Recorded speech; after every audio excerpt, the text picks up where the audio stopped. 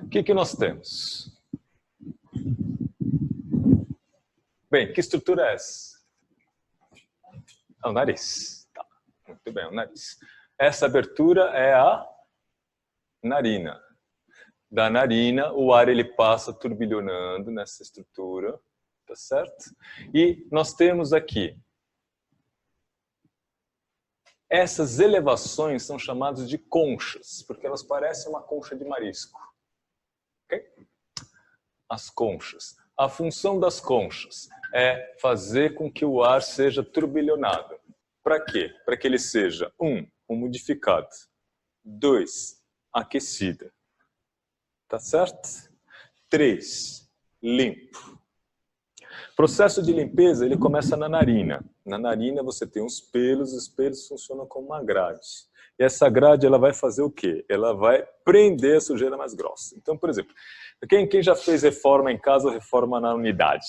Já pintaram, lixaram parede, tá? E daí você fez a lixa. Se você não estava com máscara, quando você vai no espelho e se vê, o que você vê na sua narina?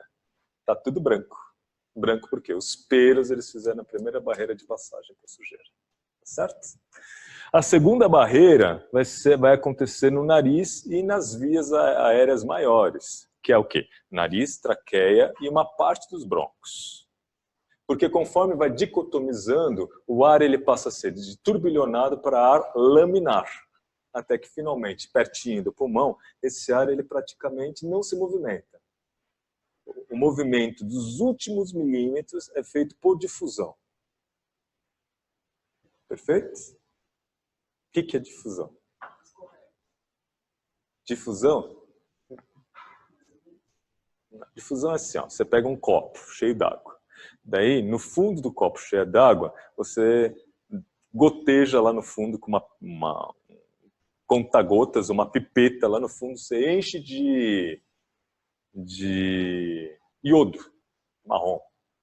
Daí você põe à noite, deixa lá quietinho, põe à noite e vai dormir. Quando você acorda de manhã, como é que tá? Misturado. Mas ninguém mexeu. Por que misturou?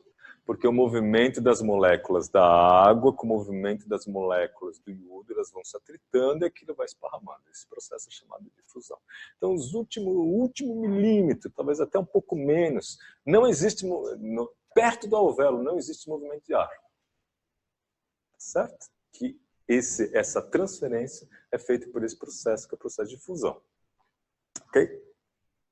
Tá, muito bem. Então, nessa fase inicial, principalmente nas narinas, o ar ele vai ser turbilhonado por essas conchas. Para quê? Para que ele seja jogado contra as paredes e o ar em si ele é leve, ele é desviado, mas as partículas de sujeira que estão aderidas no ar, eles têm inércia, porque eles têm massa. Então eles continuam em frente, ó, batem na parede. E essa parede é cheia do quê? Muco. Muco. E o muco ele tem a função aderente, ele tem a função de prender essa sujeira, de segurar essa sujeira. Tá certo? Tá, muito bem. E a gente vai falar mais sobre o muco na aula de cria. Tá? Não vou me deter sobre as funções do muco agora. Tá? Não necessariamente. A Valéria fez a pergunta sobre desvio de septo. E eu vou mostrar o que é. Não são necessariamente as conchas. Tá? Ao turbilhonar, também esse ar ele se mistura com a umidade local. Porque a cavidade toda mucosa, ele tem por característica ser molhada, certo? Então, a umidade relativa do ar é de quantos? Hoje deve estar aqui no Brasil, em São Paulo, 90%, tá certo? Mas até ontem estava 20, tá? Mas só que o ar ele tem que ser umidificado para chegar nos pulmões. Ok? Então, isso vai ser feito aí. E ele vai ter que ser aquecido também.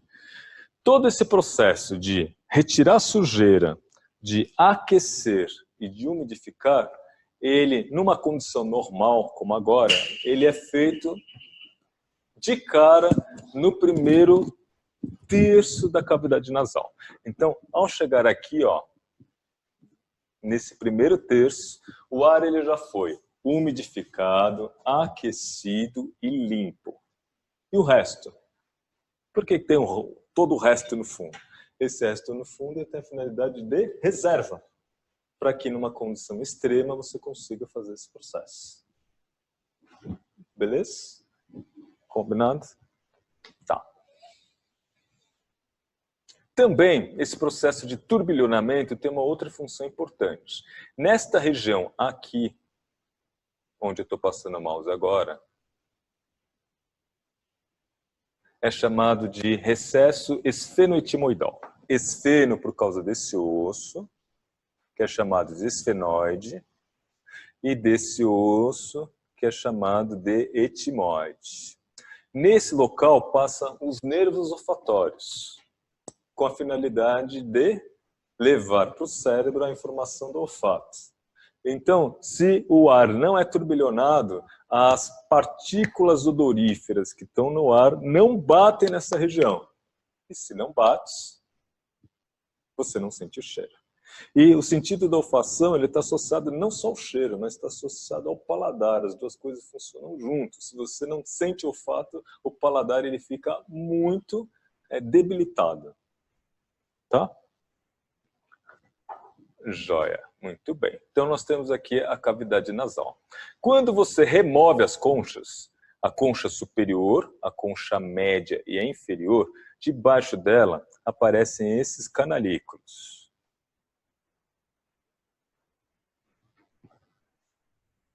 Um furo aqui, outro furo aqui, outro furo aqui, outro furo acolá. Perfeito?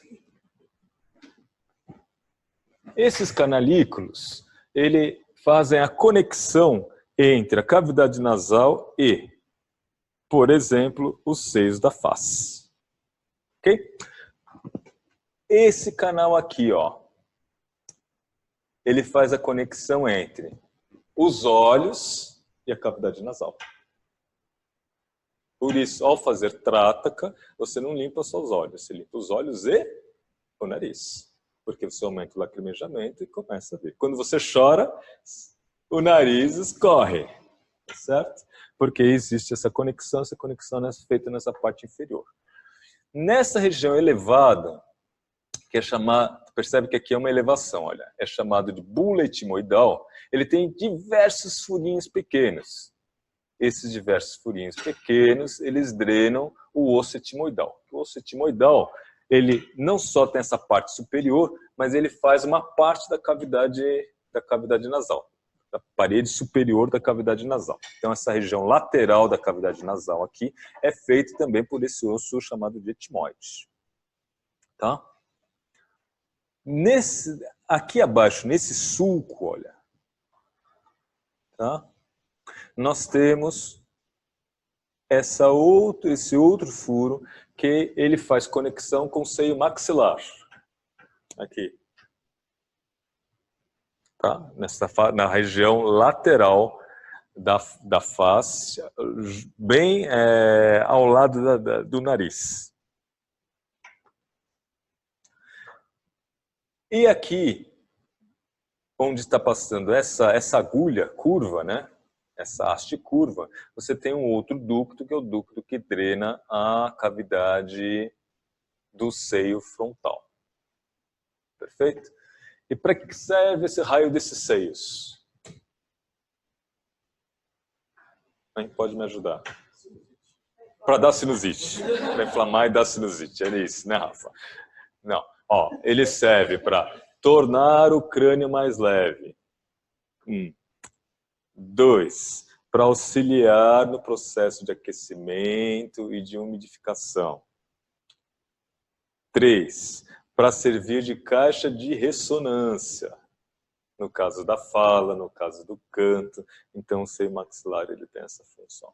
Aliás, os seios da face têm essa função. Perfeito? Só que o que acontece? É uma cavidade na qual você tem um ducto de passagem muito fininho. Qual é o risco disso daí? Entupir. E quando entope? Quando você tem um processo inflamatório na mucosa. Você tem um processo inflamatório na mucosa, esse processo inflamatório fecha o ducto de drenagem e, se você tem uma cavidade fechada, cheio de material orgânico, e na narina nós temos toda uma flora bacteriana, você fechou ali, o que acontece? Elas se reproduzem ali, quente, úmido, escuro, cheio de comida, elas se reproduzem ali e ali você tem um processo infeccioso que é a sinusite. Por isso, a sinusite normalmente ela acontece sempre depois de um... Óbvio. Sempre depois de um resfriado. Ok? Microfone para ele. Estava pensando sobre a lavagem das narinas e tal. Tem uma temperatura ideal que... Ou é a temperatura normal do nosso corpo mesmo, 36 graus? Não, você não... Das conchas, assim. Não, você não precisa medir assim, uma temperatura ideal. Normalmente, o que a gente costuma dizer, tem que ser... porque você não vai pôr um termômetro para medir, né? Mas tem que ser aquela temperatura não fria, mas aquecida, que você consiga botar na boca e não queimar a boca. Não sentir que queima a boca. Então é um morno. Mas o que você não deve fazer? Quente demais, senão vai queimar o seu nariz. E frio demais, porque o frio ele tem a tendência de liberar histamina e esfriar a região. Se você esfriar a região, por exemplo, uma coisa que acontece é a diminuição dos fatores de proteção, né? Tanto fatores como imunoglobulina quanto de movimentação celular. Porque as enzimas e as proteínas precisam de uma temperatura ideal para funcionamento. Entendeu? Então, tipo, aquelas lavagens, por exemplo, se uma mãe faz do filho com soro fisiológico, mas a temperatura ambiente pode não ser tão legal. É melhor que nada. Mas o nosso processo ele é muito melhor. Só que tem um problema. Se você olhar aqui, ó, aqui ainda é nariz, não? Aqui é o quê? Garganta é um termo muito amplo.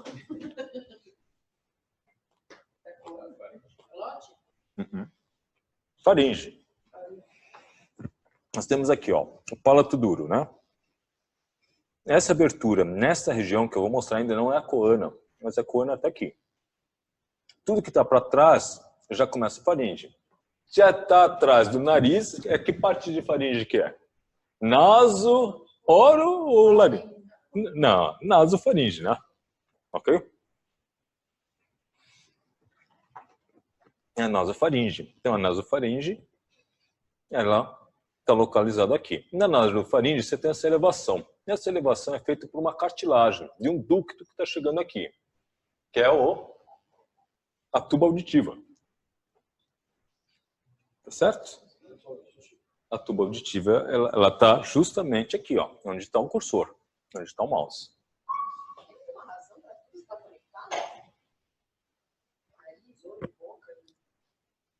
São os órgãos dos sentidos, estão todos aí, né?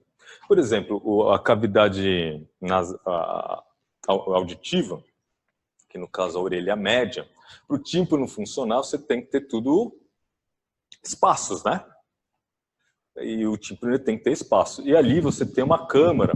Sabe aqueles tambores que se usa na música? Você tem a orquestra, e lá na orquestra, lá no fundo, tem um cara da percussão. O cara da percussão tem uns tamborzões gigantes, né? Que são chamados de tímpanos. Tímpanos.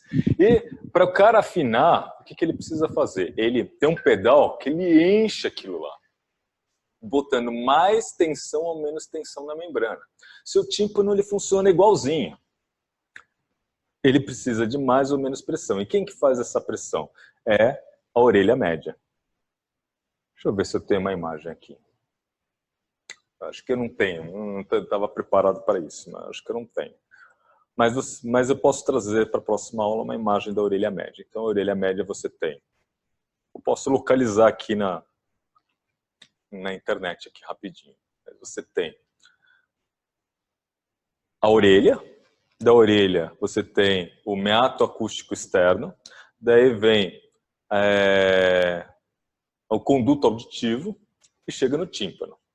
Tímpano é uma membrana. De trás dessa membrana tem um outro espaço vazio, que é o quê? A orelha média.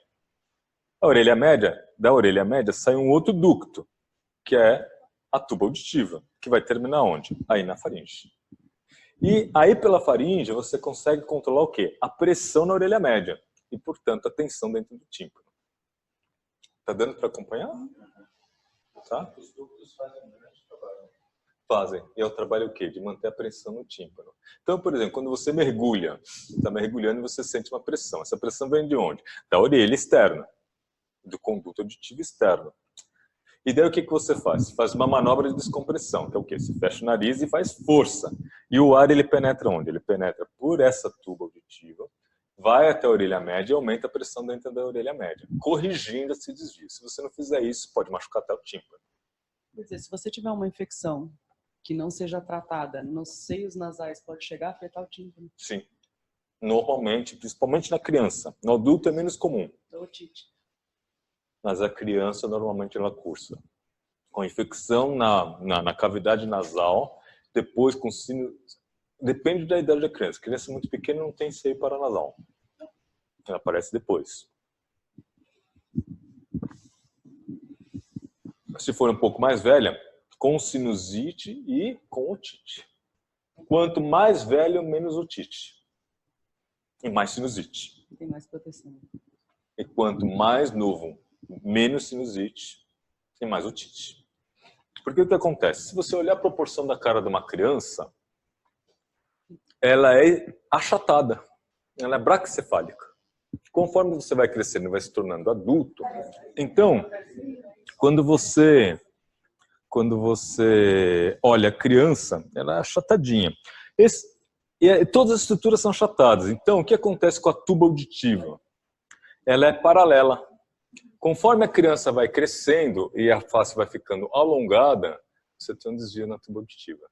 E ela fica inclinada. Daí fica mais difícil de subir infecção, subir porcaria. Por isso que o LOTA, da maneira que a gente faz, eu recomendo só para a partir da criança púbere, da puberdade. A partir dos 14 anos, ok, nenhum problema. Se é menor, qual é o risco? O risco é você tratar uma sinusite e criar uma otite. Uhum. Perfeito? Perfeito.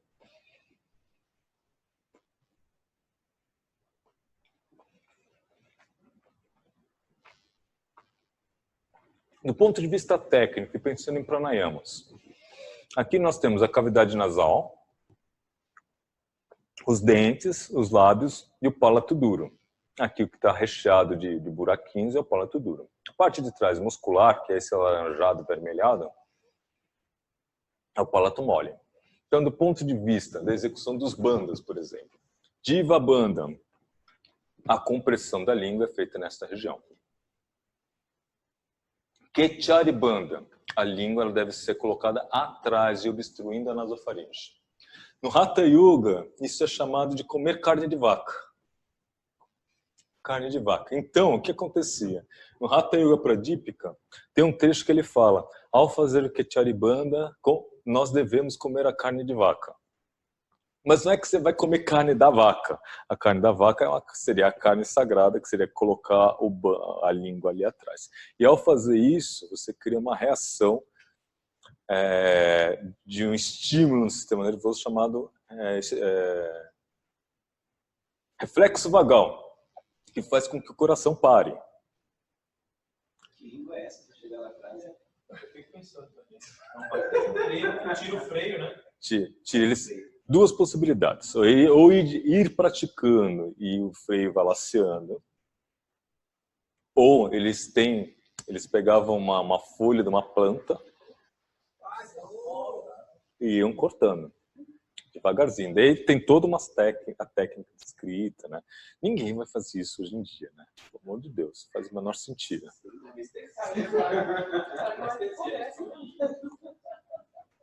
Hoje em dia você faz. Mas no dia a dia fica funcional ali? Fica. Depende do quanto corta. Tá? De vez em quando ela dá uma escapada. Tá falando?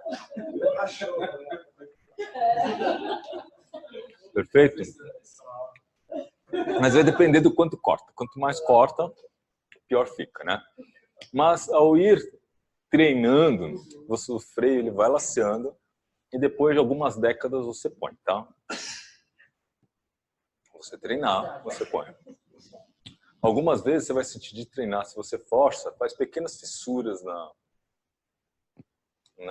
no freio da língua. Ali você já está cortando, você já está laceando isso daí. Ok? Aqui, ó.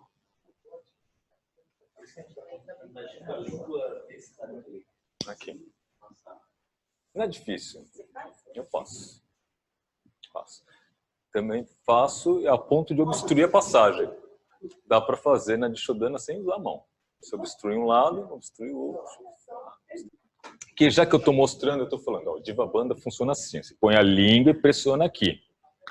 Daí me perguntaram, foi no curso lá no Itaim, mas por que eu faço com a ponta e não faço com a base? Porque a base não dá a mesma pressão. Está mais próximo, mas não é o mesmo tipo de pressão. Não é a mesma pressão, não dá o mesmo efeito. Também, pela mesma função, a facilidade e dificuldade para reter orgasmo varia de pessoa para pessoa. Algumas pessoas têm muita facilidade, outras não. Da mesma forma que tem mulheres que você encostou, está tendo orgasmo, tem mulheres que nem com reza brava. Para o homem é igual, cara. O homem é igual. Tá? Vai depender da sensibilidade que a pessoa tem. Tá, se você tem dificuldade, fazer o Diva Bandha ajuda. Então, se você estiver bem craque, porque o processo de parada do coração, ou de parada da respiração, de retenção do orgasmo, neurologicamente é o mesmo. Okay? Então, aí é uma dica. Obviamente, uma outra coisa que eu costumo falar quando a gente está aqui aqui nós temos uma glândula, né? Que é não é a pineal, é a hipófise. Tá vendo? É a hipófise. A pineal tá aqui atrás, ó, lá para cima e lá atrás. Cara, tá muito longe, tá? Tá muito longe. E olha a largura do osso que a gente tem ali, tá bom, meu amigo? Aqui, ó. A largura do osso. Tá? Não dá para ter acesso direto com a língua lá em cima, nem se sua língua fosse um ariete. Tá? Não dá. Tá? Existe um mecanismo que você leva a liberação de hormônio da pineal? Existe, mas não é por massageamento direto. Tá? Muito bem. Próxima foto. Cavidade nasal, vimos a nasofaringe, a orofaringe vai estar embaixo.